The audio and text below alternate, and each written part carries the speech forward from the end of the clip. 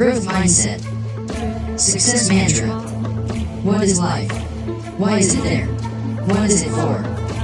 Questions which, of all the life forms, only humans have been bestowed with the intelligence to ask.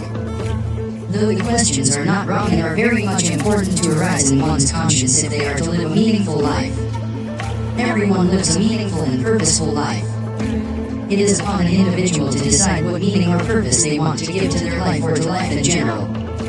If one decides that life is meant to be enjoyed and indulged in as much pleasure as they can get out of it, then that becomes their purpose. If one decides that helping others brings about more satisfaction than anything else, then that becomes their purpose of life. We can assign a very materialistic purpose, or we can assign a very idealistic purpose. History is replete with instances of so many who have gone down both the paths and also of those who combine both in different proportions, which is what the majority of us follow. All the wise men, till date, from all civilizations and religions, all over the world, have striking similarities in what they perceive to be a truly meaningful and purposeful life. The path which would make one feel the most satisfied and content when they are on their deathbed recalling their life's story. The one with the least amount of regret. Confucius, Lao Tzu, Socrates, Aristotle, Buddha, Christ, Lord Ram, Lord Krishna, Prophet Muhammad, Chanakya, Abraham Lincoln, Albert Einstein, Subhash Chandra Bose, Gandhi, Mandela, Mother Teresa, Carl Jung, Bill Wilson to Mark Manson, Jordan Peterson, Andrew Huberman, etc. From the past to the present day intellectuals. The list is endless. To understand the purpose or meaning that we would like to assign to our life or to life in general, let's delve into the facts of life. We do not choose to be born. It is not in our control. We do not choose to die. Not that we can't, it's just that it will happen eventually whether we want it or not. All life forms grow, evolve and continuously change. So does the non-living matter. Nobody brings anything with them nor takes anything away with them, at least physically. Everything is found here and then left here. Life is then like a journey, with a beginning and an end. What we learn throughout life is taught by life. Therefore, life is not a lesson. Life is a teacher. Whether we want to learn or not is up to us. It won't stop teaching. That is why it is said we learn till the day we die. We also keep forgetting till the day we die. Some lessons we had learned long ago, but over the time forgot all about them, then had to learn them again through life experiences. Some lessons we thought we had learned, but not properly or completely. True learning is where there is no gap between knowledge and application. As one can be knowledgeable but still fail to practice or apply that knowledge to their life, they would not be considered wise. Can be considered intelligent but not wise. True wisdom is where there is no gap between knowledge and application. Life teaches one to be wise. If we do not learn the particular lesson life is teaching us at that point of time, then we needlessly suffer. As the old adage goes, pain is inevitable. Suffering is optional. Without resistance there would be no growth. It's painful to grow up. We start walking. We hurt ourselves so many times in the process. We grow teeth, build muscles, build intellect, build character, build our personality. All this growth, whether physical, intellectual or emotional, happens through overcoming resistance. If there were no obstacles, no hurdles, no pain, no sadness, no grief, we would not know true joy, true satisfaction, true accomplishment. In short, we would not grow. We might be having everything yet still feel miserable, having ascertained that life itself is a teacher. What exactly is it trying to teach us? Is it trying to teach us qualities like humility and gratitude? Aren't these very qualities the cornerstone of spirituality? Is life trying to teach us spirituality? What we are right now, the amount of resources involved in building an individual, physically, mentally, and socially is mind-boggling. Each and every individual that we meet and each and every life experience we had was required to make us what we are today. Positive and negative combined. If we take away the hardships that we faced, looking at things in the past with the benefit of hindsight, we realize we would have been lacking tremendously in our character. The times which we recollect with great interest, the fondest memories that we have, are often of those times when we struggled the most, as they are what built our character. But we forget that life is a journey. There is no destination. To expect that there will be time to rest and retire is to live in a fool's paradise. It's not that one will never get any rest, but to think that the phase would be permanent in a world where everything is temporary would be fallacious. Life teaches us humility. Humility is true recognition of what one is capable of. According to the dictionary, humility or being humble means not thinking that you are better or more important than other people, and not special or important. Unfortunately, we can only look at things from our perspective. We can only experience the world from our perspective. If we haven't been careful in building our perspective, we can very easily acquire a very myopic or narrow-minded viewpoint in which we are the center of the universe. This egocentric view is the basis of all evil. The only struggle we really have is the struggle of controlling our minds. That, in essence, is the ultimate battlefront. The ultimate frontier. We have all seen most of the time that it is really hard to stay away from things which we know will give us pleasure in the short term but would be detrimental in the long run. Procrastination is the best example. We have all indulged in it so many times while fully aware that it is bad for us. It is not a problem in our understanding. It is not an intellectual problem. Most of the time we procrastinate knowing full well the repercussions of doing so. It is an emotional problem. We cave into the comfort, the immediate pleasure. But why? We know that what feels good now will not last, and on the contrary will make it worse for us in the long run. Then why do we shoot ourselves in the leg or chop the branch which we sit on? We choose to ignore. We choose to defy our intellect and common sense. We choose to make it more difficult for us than it already is. Right? What is this that makes us rebel in such a way? To not accept reality, to not live life on life's terms but on our terms. Who made this decision for me? If we look at kids, we will better be able to understand this confusing behavior of ours.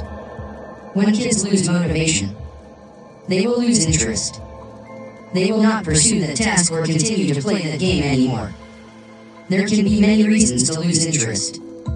Repeated failures, extreme level of competition. In short, more pain than gain. If faced with such a scenario, on multiple fronts, in multiple tasks or games, they might adopt a mindset in life which perceives tasks involving a lot of struggle as tasks to avoid, even though the long-term returns on those very tasks be exponential in nature. They will prefer the comfort and immediate pleasure of wasting time in not-so-productive activities. We are all kids in grown-up bodies. Deep inside, we are all longing for comfort and pleasure. Longing for comfort or pleasure is not wrong, but making it the aim of our lives is. If I make my life's sole purpose is avoiding pain and maximizing pleasure, I will lead a very miserable life. Why? We forget, or we are not yet fully aware of how our mind functions. If I am not aware of the functioning of any machine, will I be able to use it properly? If my mind is a combination of logical, intellectual part of the brain, or as David Kahneman, the Nobel laureate, wrote in his book titled Thinking Fast and Slow, the thinking brain, and of the emotional part is the feeling brain, or maybe it was Mark Manson who coined these terms while propounding David's thoughts on the two distinct parts of the brain that drive the way we think.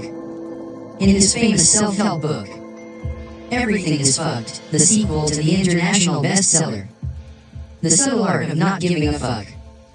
We might know what we are supposed to do, but we will not be able to do it unless we want to do it too. This is what the struggle of life is all about.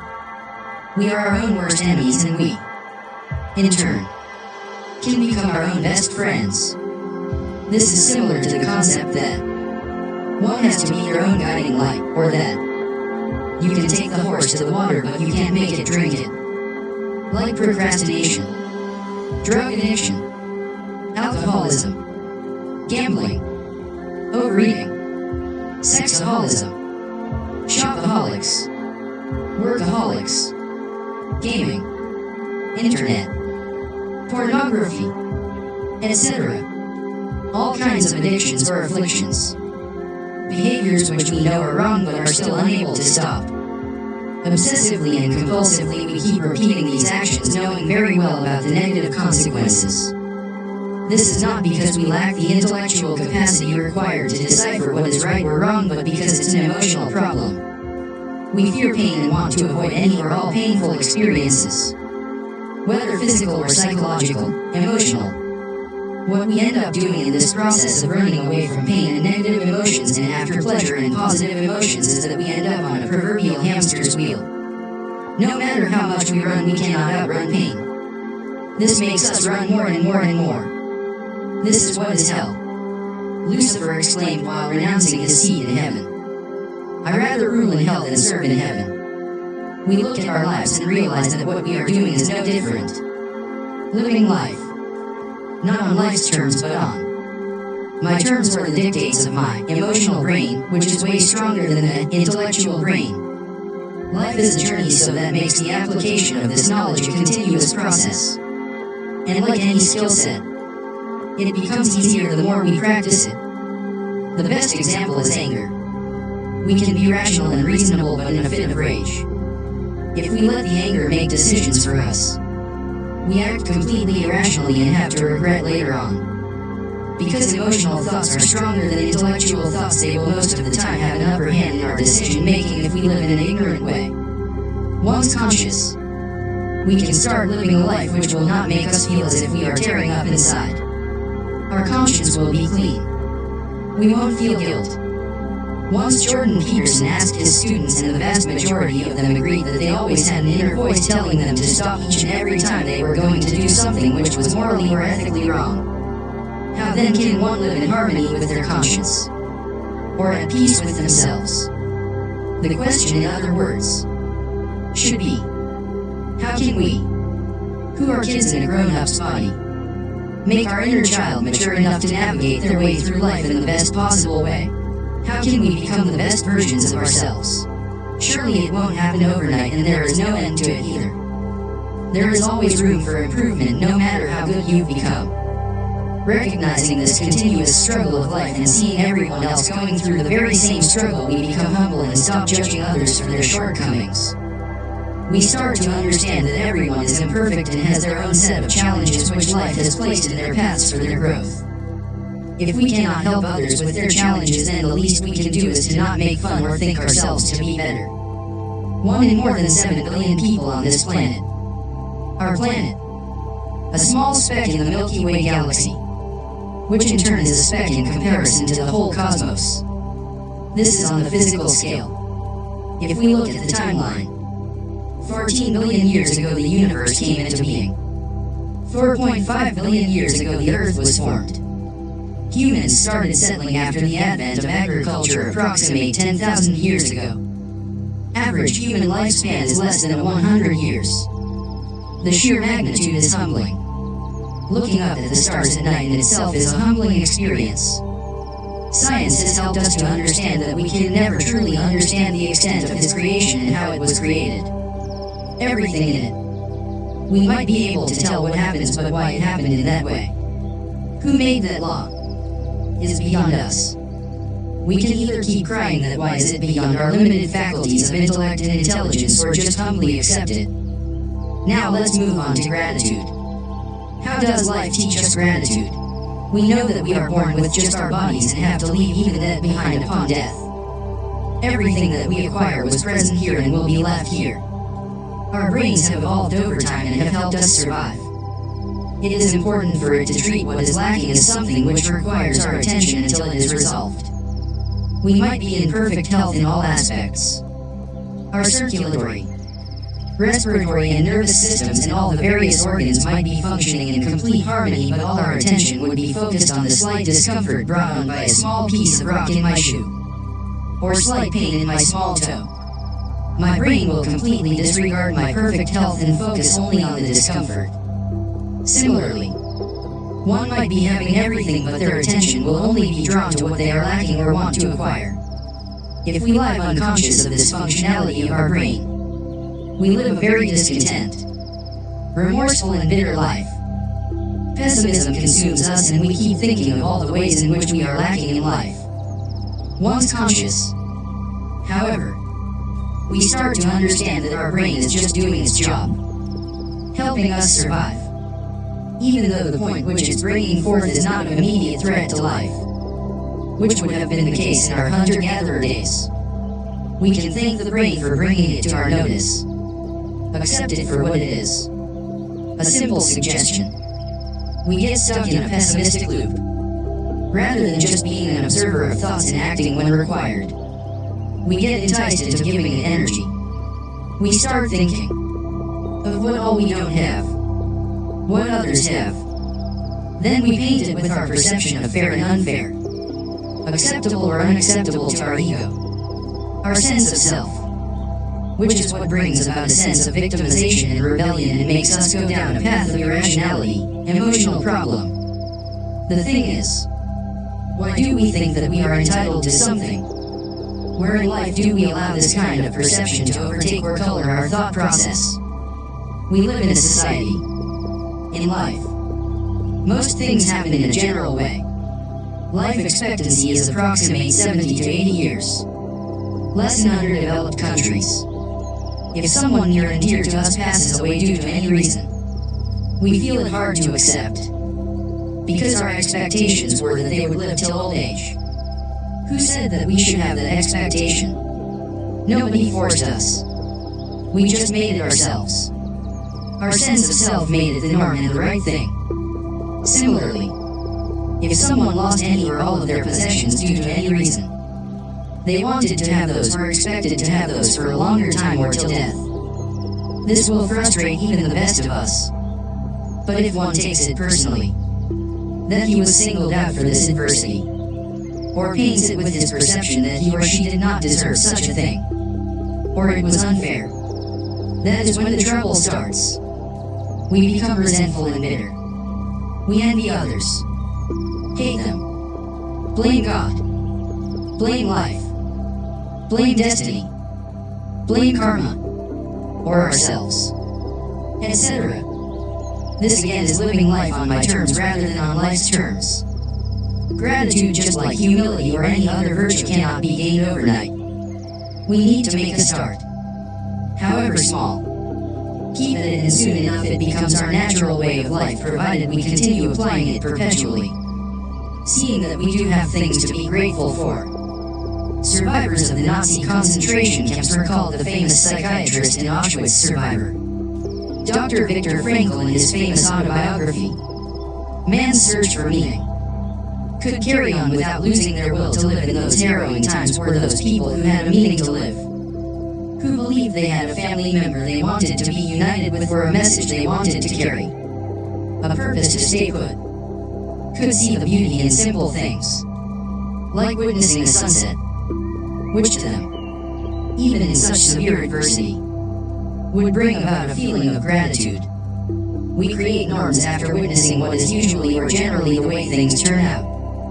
Generally, a child is born, has parents and relatives who love him, take care of his well-being, goes to school, then to college in their early 20s and gets a job on passing out, works, buys a car, is promoted or takes up a job at a higher position with some other company, is married by late 20s to early 30s, buys a house, has kids, and soon has grandkids, retires around 60s and lives a happy, content life, is respected in the society, surrounded by a loving family till the day he peacefully passes away in his 90s. Sounds cliche. Does everyone not aim for approximately the same stuff? And then do we not assign a perception that this is what will bring us happiness? all these milestones in life, if achieved in that way, according to that timeline, is the only way one would be happy and consider their lives to be successful. There is nothing wrong in keeping this as a roadmap, but expecting everything to be according to that is idiotic. If nothing else, graduation doesn't guarantee employment. Marriages very often end up in divorce. Any loved one can pass away at any time due to any reason. No one is promised anything in life but still feel victimized and wronged when things don't turn out the way they had expected. They feel that if the majority of the people get to enjoy those things, then why were they denied it? What wrong had they done to deserve this? It is not about right or wrong, fair or unfair. Life is life. It is a struggle.